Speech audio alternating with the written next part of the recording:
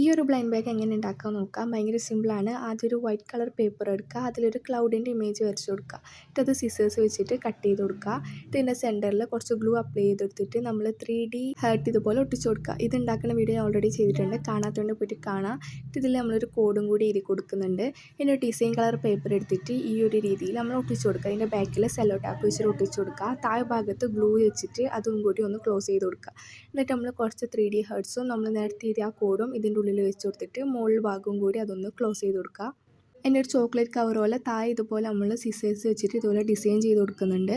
എന്നിട്ട് ഇത് നമ്മൾ ഇതിൻ്റെ സെൻറ്ററിൽ ഇതുപോലെ പ്രസ് ചെയ്ത് കൊടുത്താൽ നമുക്കൊരു ചോക്ലേറ്റിൻ്റെ ഇതുപോലെ കിട്ടും.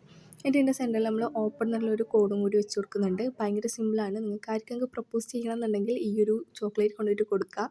അപ്പോൾ ഇഷ്ടപ്പെട്ടാൽ സബ്സ്ക്രൈബ് ചെയ്യുക, ലൈക്ക് ചെയ്യുക, കമൻറ്റ് ചെയ്യുക. ഉണ്ടാക്കി നോക്കിയിട്ട് അഭിപ്രായം താഴെ പറയുക.